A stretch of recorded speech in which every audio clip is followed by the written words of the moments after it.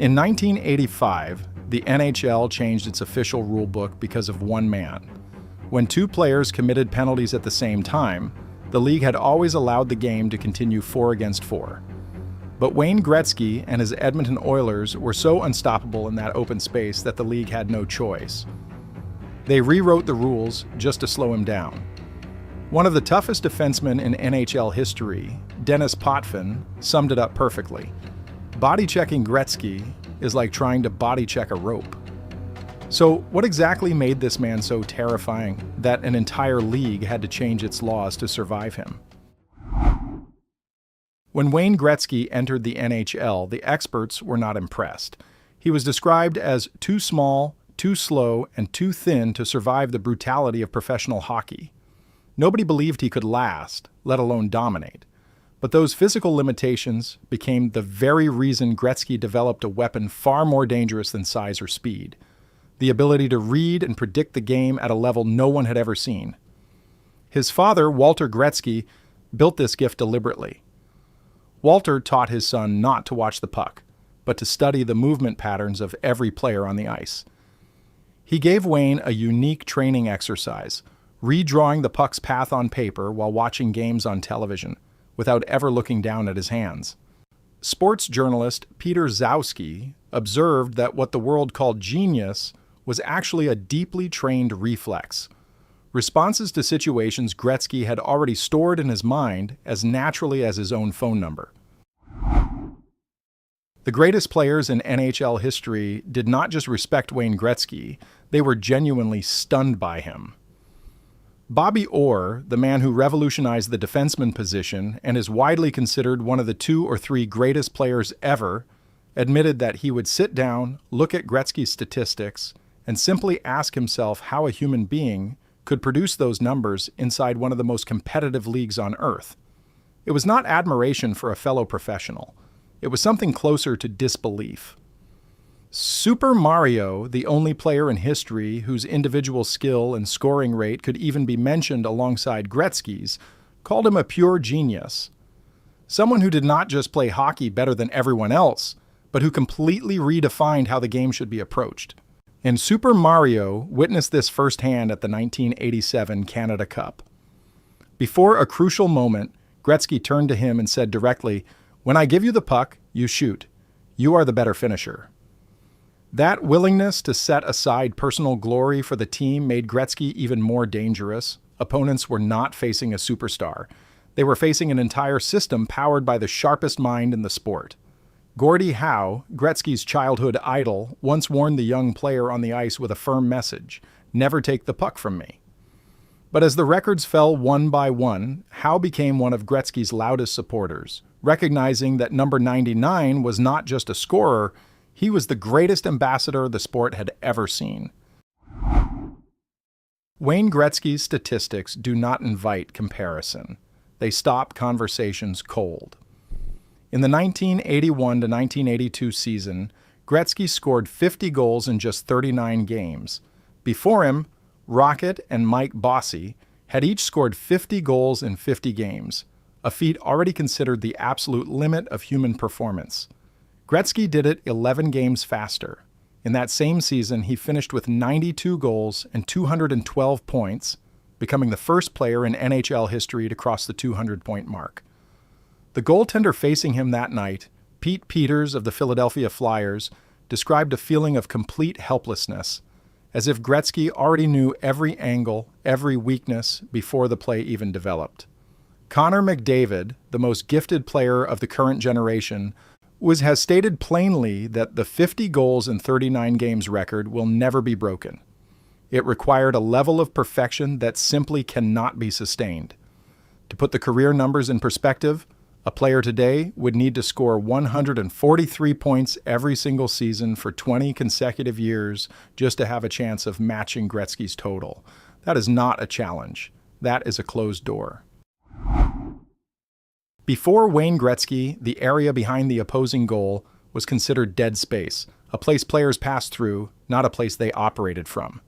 Gretzky turned it into his personal command center.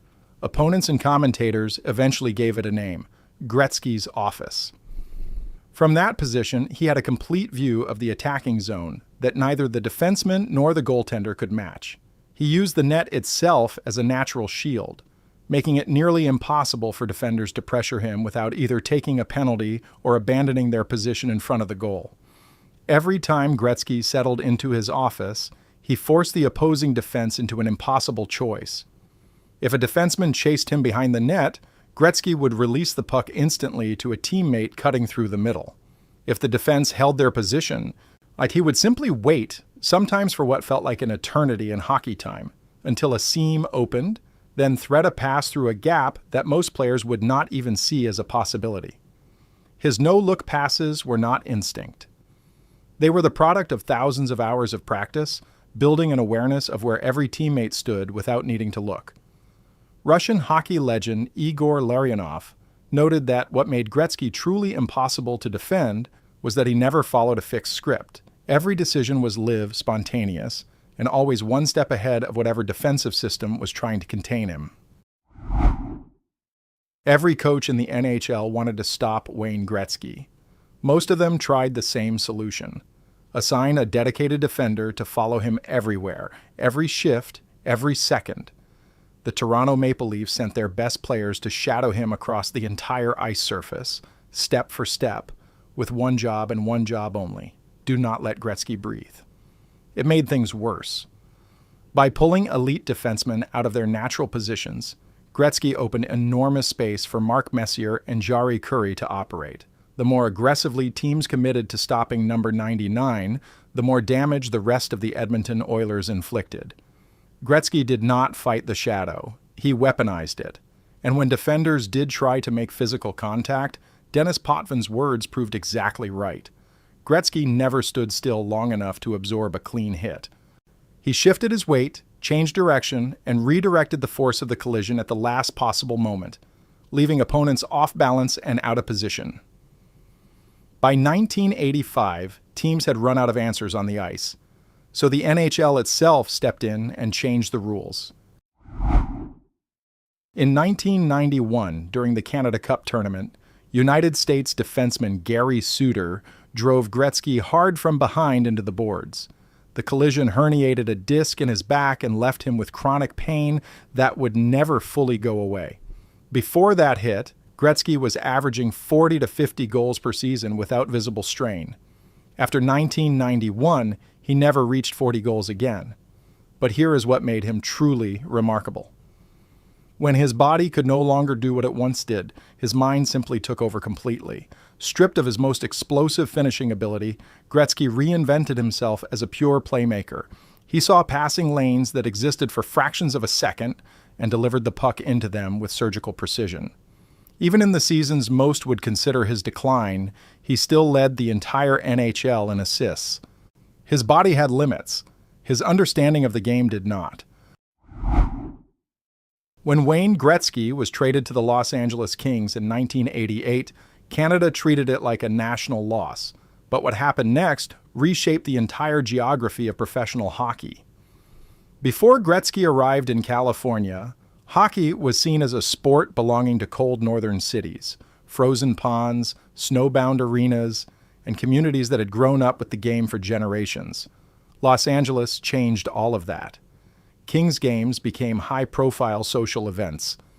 The sport found a new audience in a city that had never cared about it before. That momentum did not stop in California. The NHL soon expanded into Arizona, Florida, and Texas, markets that would have been unthinkable without Gretzky first proving that hockey could thrive in the sun. The youth programs, the community rinks, and the homegrown players now emerging from those regions all trace a direct line back to the 1988 trade that nobody in Canada wanted to happen. Wayne Gretzky's dominance did not begin when the puck dropped. It began long before he ever stepped onto the ice. Before every game, Gretzky spent time alone in the locker room, running through the match in his mind, visualizing goals, seeing passing lanes, mentally rehearsing situations that had not happened yet. This was not superstition. It was a disciplined system built on one core belief: that preparation creates certainty, and certainty creates performance. He studied opposing goaltenders and defensive systems with the focus of someone preparing for an examination. Every team he faced had a scouting report already built inside his head before the opening face-off. For young players facing Gretzky for the first time, the psychological weight alone was crippling. Veterans recalled rookies visibly freezing when number 99 came onto the ice, not because of anything he had done yet, but simply because of everything they already knew he was capable of doing. Wayne Gretzky retired in 1999. More than 25 years later, the NHL still lives inside the dimensions he created. The legends who played alongside him or against him have all arrived at the same conclusion. Gretzky was not simply the best at playing hockey. He was the best at understanding it. There is a difference, and that difference is everything. His jersey number, 99, was retired across the entire NHL, not by one team, but by the whole league. No player on any franchise will ever wear it again. That decision had no precedent in North American professional sports. The records, the rule changes, the geographic expansion of the sport, the players in California and Florida and Texas who grew up dreaming about hockey because of him. All of it points back to one man who was too small, too slow, and too thin to succeed. In sport, the mind is the most powerful muscle. Wayne Gretzky proved it every single night.